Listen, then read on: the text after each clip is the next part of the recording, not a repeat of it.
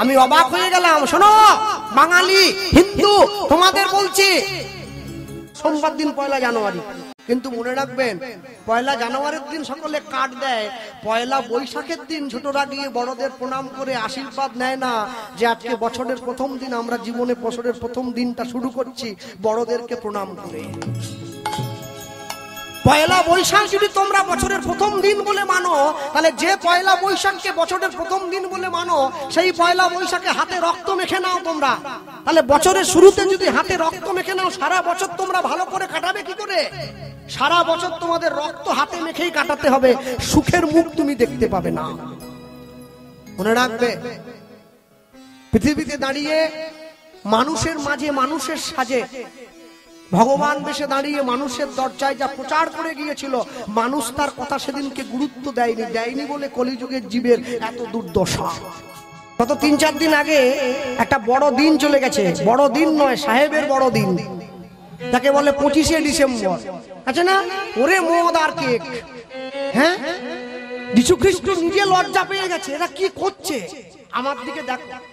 মনে রাখবে, আমি অবাক হয়ে গেলাম। শোনো বাঙালি হিন্দু, তোমাদের বলছি সাহেবের বড়দিনে বাঙালির ছেলে মেয়েরা ভগবান হয়, জোকার নয়।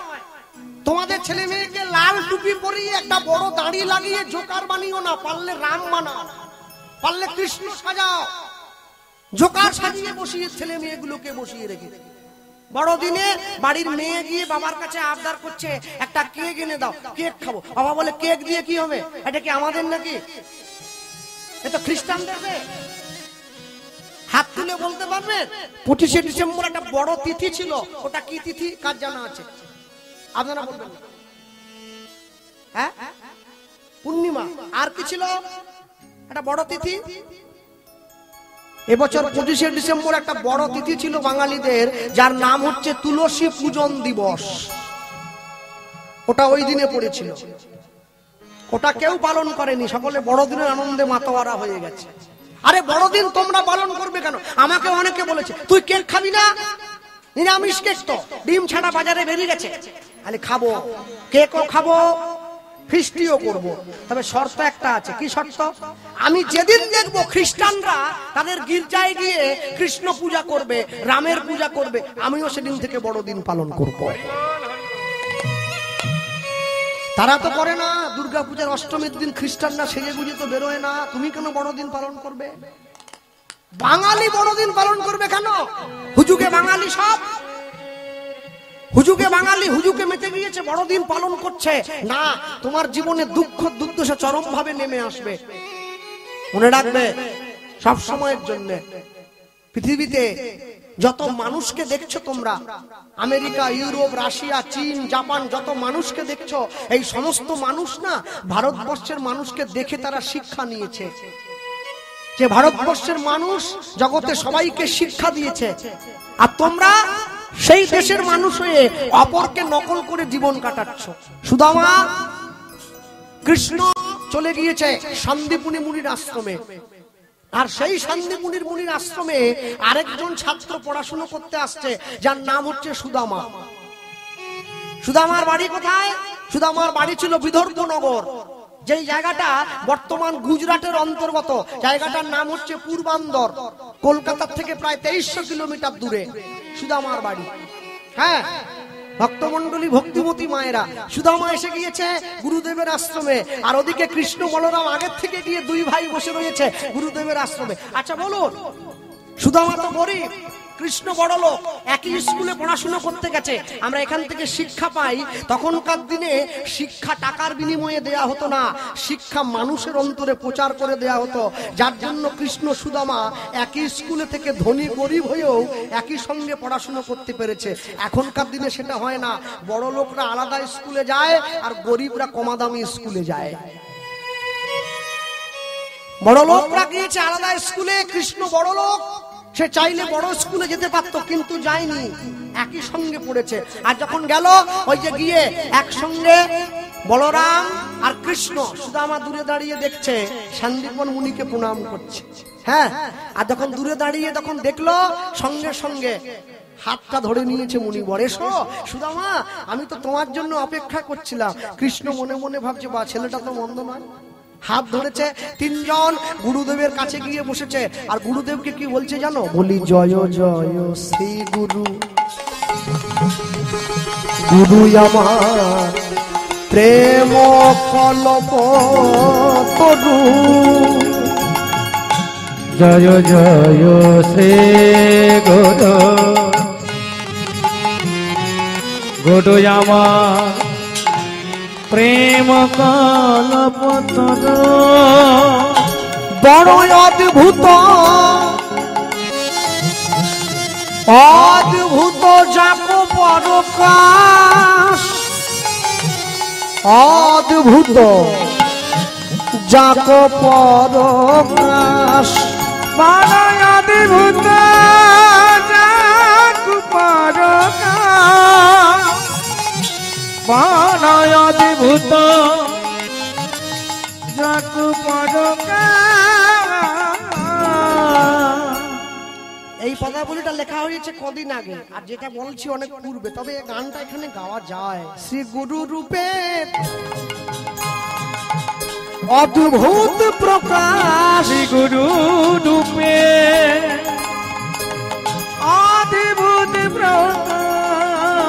ওগো যার কৃপাতে আমার হবে মায়া নাশ, শ্রী গুরু রূপে অদ্ভুত প্রকাশ।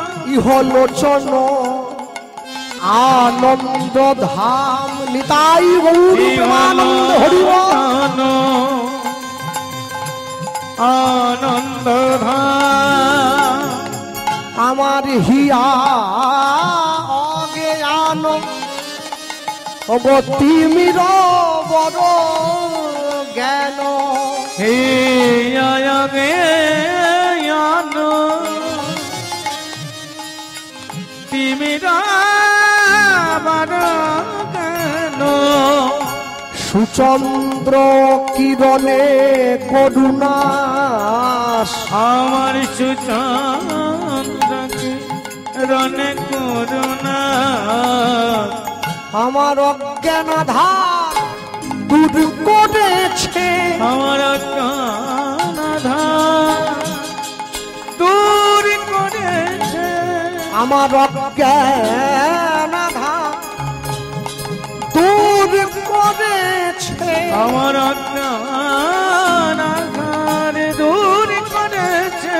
আস্তে যে মায়েরা বসে আছেন এখানে সকলে পিছনে এবং সামনে, প্রত্যেকের যাদের বাড়িতে বিবাহযোগ্য মেয়ে আছে, কদিন পরে বিয়ে দিতে হবে, যখন ছেলের বাড়ির থেকে লোক আসে, মেয়েকে সামনে বসিয়ে জিজ্ঞাসা করে, মা রাঁধতে জানো, মা চুল বাঁধতে জানো, মা ঘর গোছাতে জানো, মা খেতে জানো, কি কি রাঁধতে জানো, কেমন সাজতে জানো, কতদূর পড়াশোনা করেছো, কি লিখতে জানো। আবার কেউ কেউ মজা করে বলে, নীল কলমে লাল লিখতে জানো। ছেলের দাদু প্রশ্ন করছে মেয়েকে, নীল কলমে লাল লিখতে জানো? মেয়ে তো আরো মারাত্মক, ও নীল কলম হাতে নিয়ে লিখছে লয়াকার লাল দিয়ে দাদুর সামনে বলে যে দাদু বলছে একেই আমার নাত বউ করতে হবে, বিরাট বুদ্ধি। একবারও কেউ প্রশ্ন করলো নি, মা একাদশী করতে জানো, মা জন্মাষ্টমী করতে জানো, পাঁজি দেখতে জানো, তুলসী তলায় জল দিতে জানো, গুরু দীক্ষা নিতে জানো? বলে সেটা আবার কি জিনিস, খায় না মাথায় দেয়। যতদিন জীবের গুরুকরণ নাহি হয় সেই জীবকে পশু বলে জানিবে নিশ্চয়। হ্যাঁ, আমার গুরুদেব বলতেন, কোন মানুষ যদি 60 বছর বয়সে গুরু দীক্ষা নেয়, তাহলে তুমি বুঝে নেবে ওর জীবনে 59 বছর ওর জীবনে মৃত, কোনো দাম নেই ওটা। আমার অজ্ঞান আধার দূর করেছে, নিতাই গৌর হরি বল। দূর করেছে ওগো জ্ঞানের প্রদীপ জ্বালাইয়ে দিয়ে, আমার অজ্ঞান আধার দূর করেছে। ওগো পরম দয়াল শ্রী গুরুদেব অজ্ঞান আধার দূর করেছে। বলি জ্ঞান সুচন্দনের বাতি জ্বালাইয়ে দিয়ে অজ্ঞানাধার দূর করেছে, আমার মায়ায় অন্ধকার সরাইয়ে দিয়ে অজ্ঞানাধার দূর করেছে, দেখো করুণা রূপী সূর্যের প্রকাশ করে অজ্ঞানাধার দূর করেছে, আমার ভব জ্বালার আর চিন্তা নাই গো তাই ভগবানের আর চিন্তা নাই, অজ্ঞানাধার দূর করেছে, অজ্ঞানাধার দূর করেছে, সুচন্দ্র কিরণে করুণা, সুচন্দ্র কিরণে করুণা। আমি যখন গুরু দীক্ষা নেওয়ার জন্য গুরুদেবের কাছে গিয়েছিলাম, আমি শুরুতে বলেছিলাম আপনাদেরকে, এত ভক্ত তখন ছিল না। আমার গুরু বাড়ি নবদ্বীপ। হ্যাঁ, আমার গুরুদেব হচ্ছেন নিতাই চাঁদের 14তম বংশধর প্রভুপাদ কিশোর কৃষ্ণ গোস্বামী বলদেব মন্দির। হ্যাঁ, আমি গুরুদেবের কাছে গিয়ে যখন দাঁড়ালাম, আমাকে সবার প্রথমে প্রশ্ন করেছিল, প্রথম প্রশ্ন কি, এত এত ঘর থাকতে আমার ঘরে কেন? প্রথম প্রশ্ন করেছে। হ্যাঁ, মায়াপুরে চলে যা, ঘুরে আয়, দেখবি কত মন্দির, কত আলো, কত প্রসাদ, ওখানে গিয়ে হবে না? আলো না হবে, তাহলে এত এত ঘর আছে আমার কাছে কেন? আল্লাহ কেন এসছে জানেন? কেন? নিতাই কেউ যদি জগাই মাধায়ের মতো মাতালকে কোন দিয়ে দিতে পারে, আমায় দেবে না? বলে আয় ঘরে আয়, এক কথায় ঘরে ঢুকি। হ্যাঁ, গুরু মিলে লাখে লাখে, শিষ্য মিলে এক, আর শিষ্য মিলে লাখে লাখে, গুরু মিলে এক। তারপরে আমাকে কাছে বসিয়ে হাতটা ধরে বলছে, হ্যাঁ রে, এই তুই এত বড় কীর্তনিয়া, তোকে দীক্ষা দেবো, আমার তো ভয় করছে রে। আমি বলি, বাবা একটা কথা বলি, কি? যার অন্তরে ভয় থাকে সে যুদ্ধ জয় করতে পারে, যার সাহস থাকবে সে জিততে পারবে না। হ্যাঁ, নেপোলিয়ন বলেছিলেন, 100টা সিংহ যদি যুদ্ধ করে, 100টা সিংহকে যুদ্ধ করার জন্য একটা কুকুর যদি ওদের দলের নেতা হয় না, ও সিংহগুলো কুকুরের মতো যুদ্ধ করতে গিয়ে মারা যাবে। আর 100টা কুকুর যদি যুদ্ধ করে, একটা সিংহ যদি ওদের দলকে নেতৃত্ব দেয় না, কুকুরগুলো সিংহের মতো যুদ্ধ করবে। তা আপনার সম্মুখে দাঁড়িয়ে আপনাকে নেতৃত্ব যে দিচ্ছে, একবার তাকে ভেবে দেখুন। হ্যাঁ, পাইয়া মনুষ্য জন্ম জীব যদি করে পশু কর্ম, পশু জনি হইবে নিশ্চয়। জন্মিয়া এই চরাচরে যে যেমন কর্ম করে, কর্ম অনুযায়ী ফল তারে লইতে হয়। রানীমা সারা জীবন ধরে উচ্ছে গাছ লাগিয়ে মরার সময় আম চাইলে পাওয়া যায় না, আমি নিতে হয়, উচ্ছে নিতে হয়। পাপ করলে রাশি রাশি ভোগ করে না মাসি পিসি। তোমার পাপের ফলের বোঝা তোমাকে নিতে হবে, অন্য কেউ নেবে না। কিন্তু আমি তো তোমাদের না বলেছিলাম কৃষ্ণ নাম করবেন না, এর জন্য যদি কি মৃত্যু দেন না দেন, তবু বুঝবো ভগবানকে ভালোবেসে প্রাণ ত্যাগ হয়েছে। হরিদাস ঠাকুর বলেছিল, খণ্ড খণ্ড হয় যদি যায় মোর প্রাণ, তথাপি না ছাড়িব বদনে মধুমাখা কৃষ্ণ নাম। আর আমি কি করে সেই নাম ছাড়বো? শেষবারের মতো তোমাদেরকে আমি সাবধান করে দিলাম, আর কিন্তু কোনদিনের জন্য তোমরা কৃষ্ণ নাম গাইলে তার ফল মারাত্মক ভোগ করতে হবে। হাত ধরে নিজের স্ত্রীকে ঘরে নিয়ে সুদামা বলছে, সুশীলা নাম কি বন্ধ করে দেবে? না, ভগবান পরীক্ষা করে গো।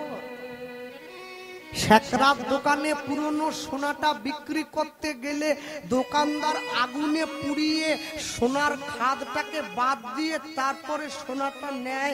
এই দেহ সোনাটা গোবিন্দ চরণে দিতে গেলে তো সংসারের আগুনে পুড়তে হবে, তবে তো খাঁটি হবে, তবে তো তার চরণে যাবে, না হলে যাবে কি করে? আমরা নাম গাইবো। আচ্ছা স্বামী, একটা কথা তো তুমি আমায় কোনোদিন বলনি। কি কথা? কি কৃষ্ণ যে তোমার বন্ধু ছিল সেটা তো বলনি। তুমি কি করে জানলে? আমি তোমার পাঠশালার খাতাগুলো ঘরে দেখেছিলাম, তাতে দেখলাম তোমার সখা যেন ওই খাতাতে কি লিখেছে, আর নিচে লেখা আছে ইতি তোর সখা কৃষ্ণ। কই দেখি, আমি তো দেখিনি। পুরনো কাগজটা ছুটে নিয়ে এসেছে সুশীলা দেবী, সুদামাকে দেখাচ্ছে, দেখো তোমার বন্ধু লিখে দিয়েছে, যদি জীবনে বিপদে পড়িস আমার শরণ নিবি, আমি জগতে সব কর্ম ছেড়ে তোর দরজায় দাঁড়ি হয়ে দাঁড়াবো। জগৎ না জানুক, আমি তো জানি আমার জন্যেই তোর কপালে এত দুঃখ। এটি তোর পরম মিত্র কৃষ্ণ। যাও না, কৃষ্ণের কাছে যাও না, একবার যাও, আমাদের দুঃখের কথাটা বলো না, দেখবে তোমার বন্ধু আমাদেরকে কিছু একটু না। দুঃখ পেয়েছি বলে কৃষ্ণ ভজছি, দুঃখ যদি চলে যায় আর তো ভজবো না। মানুষ যখন সুখে থাকে তখন ভগবানকে ডাকে না, মানুষ যখন দুঃখে থাকে তখন ভগবানকে ডাকে। মনে রাখবেন, মানুষ যখন সুখে থাকে তখন যদি ভগবানকে ডাকে, ভগবান আপনার ঘরের দরজায় এসে দাঁড়াবে, সে ভুলে যাবে আপনি তার মিত্র না, আপনি তার শত্রু। যখন কুরুক্ষেত্রের যুদ্ধ শেষ হয়ে গেছে, হস্তিনাপুর থেকে কৃষ্ণ চলে যাচ্ছে, যুধিষ্ঠির, ভীম, অর্জুন, নকুল, সহদেব সবাই লাইন দিয়ে দাঁড়িয়েছে। কৃষ্ণ বলছে তোমরা বলো তোমাদের কি চাই, কি নেবে, কি নেবে গো, কি নেবে বলো। ভীম বলছে আমি যাতে একটু বেশি করে আরো খেতে পারি, আমাকে সেই আশীর্বাদটা করে যাও। বলে করলাম। অর্জুন বলছে আমি যাতে ভালো করে যুদ্ধ করতে পারি, সেই বলে করলাম। নকুল এসে বলছে আমি তো গয়না পরতে বড় ভালোবাসি, আমায় একটু সোনা গয়না দিয়ে যাও। কৃষ্ণ বলছে দিলাম। একই পিসিকে দেখতে পাচ্ছি না, পিসি। কুন্তি এসে দাঁড়িয়েছে সামনে। কৃষ্ণ তুই আমায় ডাকছিস? না না, আড়ালে থাকলি তো হবে না, সবাই চাইছে, তুমি চাও। কি চাই? আরেকটা বাড়ি করে দেবো, আরো শাড়ি গয়না, আরো সোনা দানা, আরো বিষয়। কি নেবে বলো, বলো কি নেবে বলো। এই আঁচলটা বাড়িয়ে দিয়েছে, একটু ভিক্ষা দিবি। কৃষ্ণের কাছে চাইছে, দেখো আঁচল বাড়িয়ে, কত বোকা। আরে বস্তা নিয়ে এসো, বড় জায়গা নিয়ে এসো, একটু আঁচলে কি ধরে। এই কমিটির বাবারাও মানুষের দরজায় গিয়ে ভিক্ষা করে করে মানুষের কাছ থেকে 2 টাকা 5 টাকা এক জায়গায় করে তারপরে এই কীর্তন দিচ্ছে। আর ওই যে স্বপনদা দাঁড়িয়ে আছে, ওই যে স্বপন হাতি, হ্যাঁ হাতি, হাতি, অন্য কিছু না, কুমির টুমির না, হাতি। হ্যাঁ, তাহলে ওই স্বপন হাতি, ও আগে এক সময় আমার দলে করতাল বাজাতো, আপনারা অনেকে জানেন। তো ও আমাকে এবছর এখানে আসার জন্য আরেকবার অনুরোধ জানিয়েছিল যে আরেকটা বার কি আমাদের সংস্থায় আসা যাবে না। তা আমি বলছি দেখো, যাবে না কেন, যাবে। কিন্তু বাজেটে তো হচ্ছে নি দাদা, বাজেট উঠতে হবে। হাওড়া জেলায় কীর্তনে গিয়ে আমাকে কমিটি বলছে জানেন দাদা, আপনার জেলার এক প্রভুকে ফোন লাগিয়েছিলাম, বলছে প্রভু আমরা হাওড়া জেলা থেকে বলছি। তা প্রভু কি বললো? বলছে প্রভুকে তো নেবে, প্রভুর বাজেট জানো? আমি কমিটিকে বলছি প্রভুর আবার বাজেট কি? বলছে আমাদের প্রভু বাজেট করছে আসে। বলে কত বাজেট? বলে 80,000 টাকা দিবি। বাবা, প্রভুর বাজেট নাকি 80,000? হরিনাম বন্ধ হয়ে যাবে দাদা।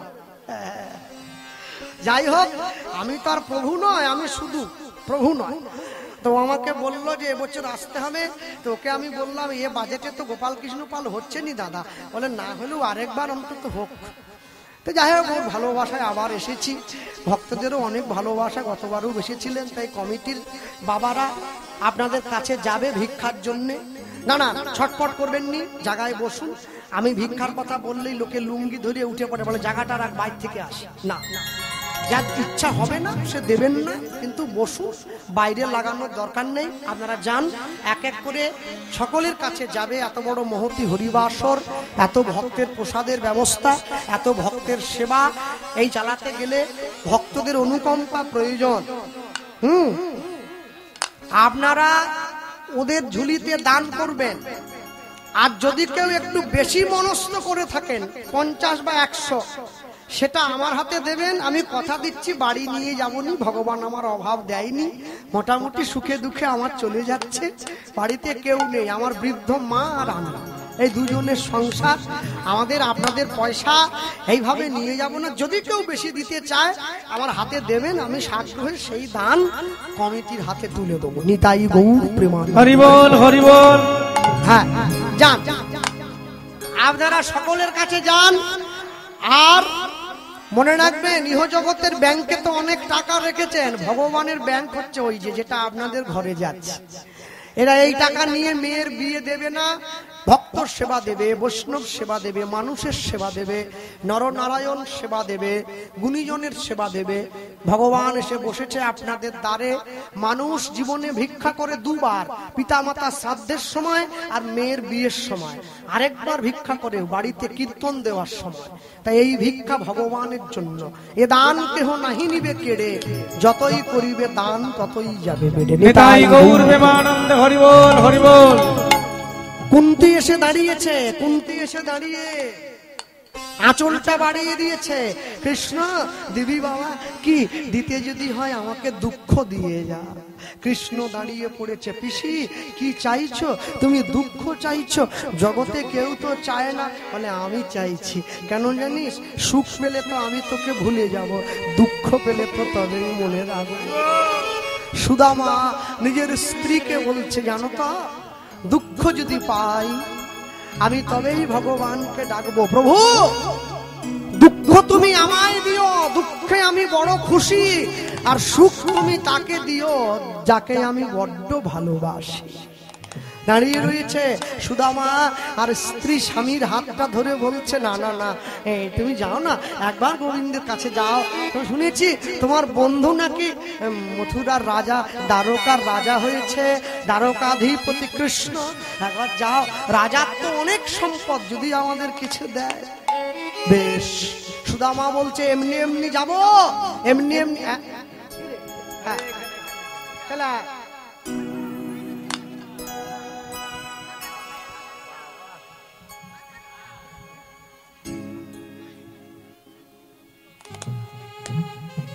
ভক্ত সেবার জন্য দুটো ছোট্ট ছোট্ট, ওরা ভাই বোন নাকি?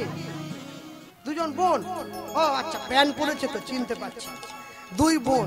হ্যাঁ, ওরা কি করে বুঝি এখন? আমি তো, মানুষ এত অসভ্য হয়ে গেছে, বড়দিনের দিন ভগবানকে পর্যন্ত দাড়ি লাগিয়ে দিয়েছে। কি ছোট লোক বলুন দেখি, ভগবানকে বুড়ো সাজিয়ে দিচ্ছ তোমরা। ভগবানকে সান্টা ক্লজ সাজায়, বলে আমাদের স্যান্টা। আরে ভগবান কি স্যান্টা? সব মূর্খ বাঙালি কোথাকার। হ্যাঁ, গোবিন্দ সেবার জন্য দুই বোন, ওরা 200 টাকা দিয়েছে। এই দান কমিটির হাতে তুলে দাও। নিতাই গৌর প্রেমানন্দ। হরি বল, হরি বল। হ্যাঁ, ভিক্ষা করতে। আর যখনই বলল, জানো তো, শোনো এই ব্রাহ্মণী, এই শোনো সুশীলা, ভগবানের কাছে তো এমনি এমনি যাওয়া যায় না। আমি